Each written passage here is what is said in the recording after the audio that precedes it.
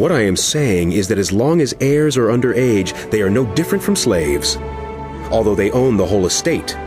They are subject to guardians and trustees until the time set by their fathers. So also, when we were under age, we were in slavery under the elemental spiritual forces of the world.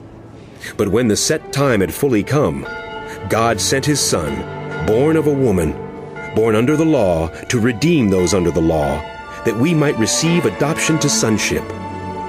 Because you are his sons, God sent the Spirit of his Son into our hearts, the Spirit who calls out, "Abba, Father."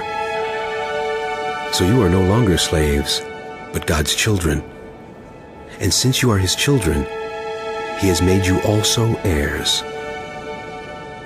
Formerly, when you did not know God, you were slaves to those who by nature are not God's. But now that you know God, or rather are known by God, how is it that you are turning back to those weak and miserable forces?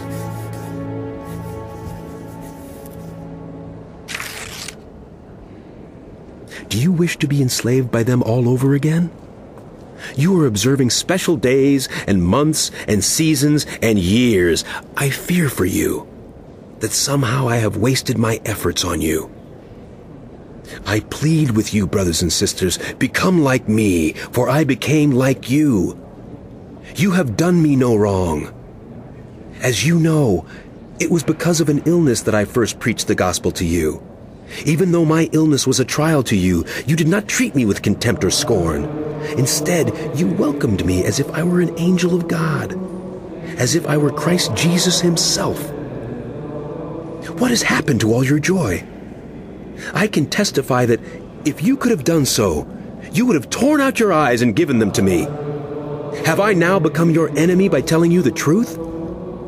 Those people are zealous to win you over, but for no good. What they want is to alienate you from us, so that you may have zeal for them. It is fine to be zealous, provided the purpose is good, and to be so always, not just when I am with you. My dear children, for whom I am again in the pains of childbirth until Christ is formed in you, how I wish I could be with you now and change my tone, because I am perplexed about you.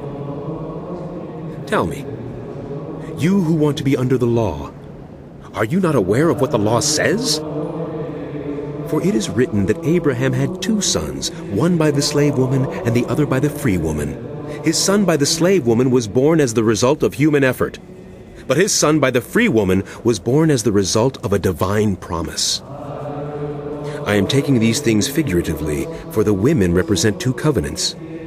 One covenant is from Mount Sinai and bears children who are to be slaves. This is Hagar.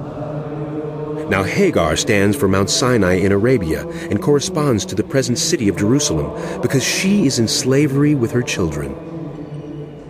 But the Jerusalem that is above is free, and she is our mother. For it is written, "Be glad, barren woman, you who never bore a child. Shout for joy and cry aloud, you who were never in labor, because more are the children of the desolate woman than of her who has a husband." Now you, brothers and sisters, like Isaac, are children of promise. At that time, the son born by human effort persecuted the son born by the power of the Spirit. It is the same now. But what does Scripture say? Get rid of the slave woman and her son, for the slave woman's son will never share in the inheritance with the free woman's son. Therefore, brothers and sisters, we are not children of the slave woman, but of the free woman.